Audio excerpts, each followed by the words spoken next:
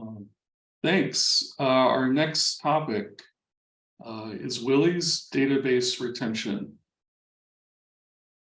Okay, great. Thanks, Michael. Let me share my, if you want to hand over the screen, thanks. Okay, so for one, I've already gotten some great feedback. I wish there was a bit more progress that I've made. I think we wanted this to be merged a bit sooner, but there has been some really good feedback. And I did post in the community channel about the PR to the community to see if anyone was interested to at least looking over the changes or providing feedback. But I did get some from Pavel, and Julie and I, we have talked about a few things we would like to change. But one in particular, before I even go into the config and like the different options, I do want to point out something that Pavel, you pointed out, which I thought was it was a very good observation. I think I was just at a point where, for some context, before maybe we even go into that, I want to find where are you? Yes, I think, yes, this is the one, perfect. But the one thing I wanted to point out is there's a retention or storage issue that we've seen Marquez have. So Marquez doesn't have the ability to configure data retention. So if you're collecting metadata, you're going to be storing it infinitely. Now, the reason we did that,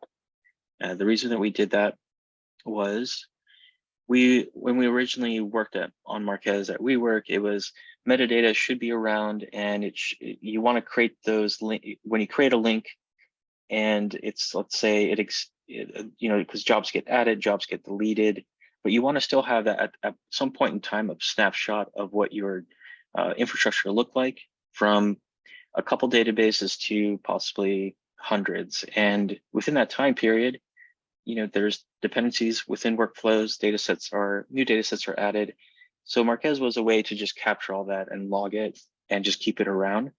And then we got to the point where there was a soft delete.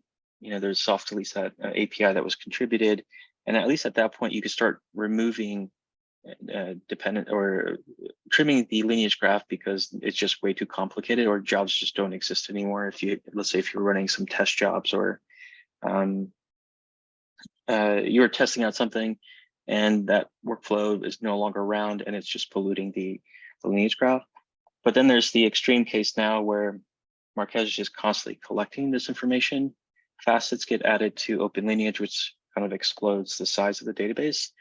So one real world example is you start seeing space in this, so free storage space is quickly being consumed. Then you bump up the database, you have free storage, and then over time, space gets consumed again. And then there's a period where you're like, you know what? I need to buy myself some time. Let me just throw money at the problem. And that only takes you so far. So at this point, we have to be a bit more practical with how of a solution here. So you're not going to keep data around in the database for years. It could be monthly, or it could be just for a couple weeks. But then you have cold storage. Usually you have backups, and you could export this data in S3. So what we kind of decided on was there's going to be a way to apply retention policy. So I will scroll down. There's a logic that I added based off the feedback that Pavel, you've given. So I'm kind of like jumping around a little bit, but I wanted to give context. There's some really good feedback that you had around. For me, the way I was thinking about it, just because, operating Marquez in production, I was like, I just want data to be trimmed off. And, if it's over a certain period of time, I just want data to be removed.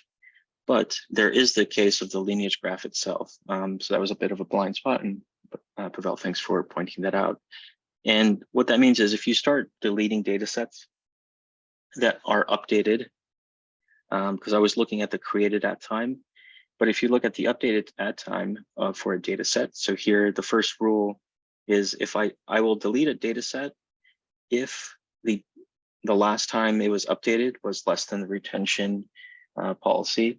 That was so is it older than what it's expected? So if it's older than 30 days, we should delete it. And that's like the best case scenario, because all child tables will just be deleted. So you'll delete the versions, you'll delete the fields, so anything that was derived from that table will be deleted. But there's also the case where what if the data set, the updated at column it's still going to be, oh wait, I think I have this, okay, I have this mixed up. I think it's supposed to be the other way around, but just know, okay, if it hasn't been updated in more than 30 days, we're going to delete it. I'm sorry, we're not going to delete it. So we have to look at the data set versions, and maybe I should just update this in real time. Sorry, guys. No worries. So it's just on one end you have a date, on the other end you have a duration. So you I can't think this like either way it's not working, right? Because exactly, yeah. it's the difference between today and updated at, right? It's kind of older than or something. That makes more sense. So update that is yeah, older than right, something. it's newer than, or oh wait.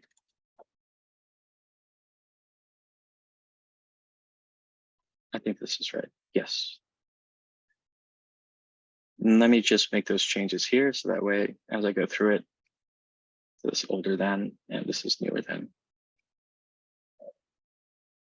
I'll figure out like better wording. Mm-hmm. I think, thanks, Julian. There's still this one here. But anyways, if it's older than the retention in days, it will delete it. And the other instance is that there are a lot of versions that are being created, both for jobs and for data sets. So what you first look at is, okay, the data set is still around, but the logic will then be, let's start trimming away the data set versions. Right now, there's no real way to say, keep around only 2 versions or 50 versions. I think we're thinking about extending that configuration, but for the default, it's if the data set has been updated recently, start trimming away the data set versions. And that same logic will be applied to jobs, but jobs are a little bit more unique. So again, jobs will delete everything because it doesn't exist anymore. But in the case of job versions, you're not only deleting jobs, but you're also deleting the runs, which is the most expensive table that we have. So we're going to also start trimming away at the runs table. And we do, every job version is associated with a run. So there's a lot of cleanup that we can do there, and which at least we'll get it to a good baseline to say that we're not going to keep more than we need in Marquez. Now, the 2 options that we have, we're always going to do the config based, just because that's how the deployments happen and how you could configure the Marquez backend. But the 3 different parameters that you have to work with.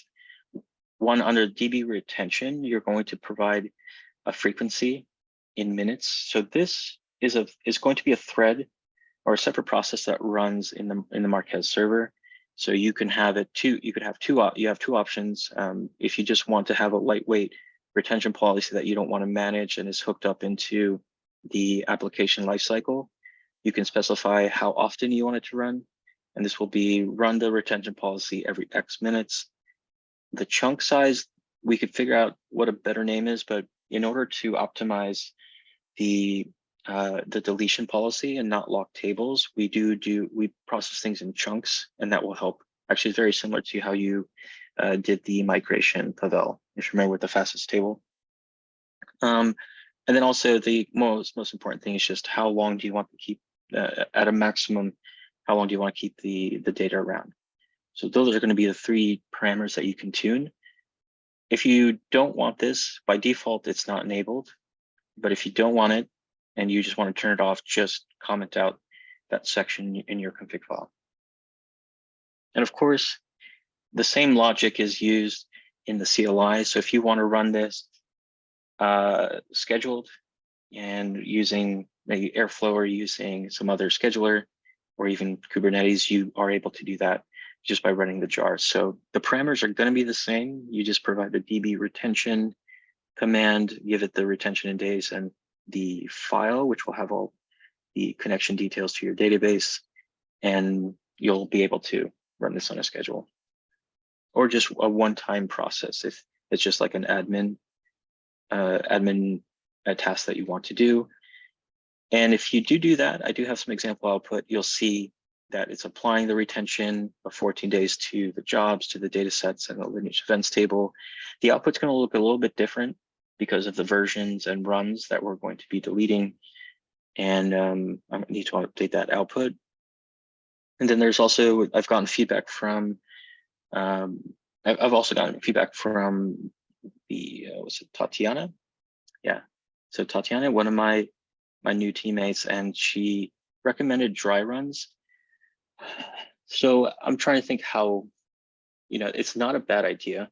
I just don't know if it's actually possible. It could be, it might be a follow-up thing, but she does make a good point that before you run this, you probably want to see how much data you're deleting. And that would be a nice thing to have. But I just wanted to run through that and kind of tell you where things are and what the logic is going to look like. I've gotten some great feedback so far. The goal is to, so we're testing this internally at Astronomer, but the goal is to have this merge fairly soon and cut a release, because next week, I think we want to start kind of using a lot of this in production to help out with some of our workloads and optimizing a few performance issues that we're seeing. So it's pretty critical to us, but we've also been talking to another company that we've been working with that is having a similar problem, and they've been giving us feedback on how to properly, or what they're looking for in terms of configuration and what makes sense for them. But yeah, that's the PR. Thanks everyone for the feedback, and hopefully we can get this merged soon. So just to end with what's left, I do need to update the SQL that's applying the retention policy, but I've been spending a significant amount of time with the test suite, because we do want to get this right. You don't want to delete data that you're not supposed to. So that's what's currently holding things up. So there'll be an analysis section in the PR talking about what was the before and after and the performance improvements. So we want to provide a detailed analysis of when we apply the retention policy.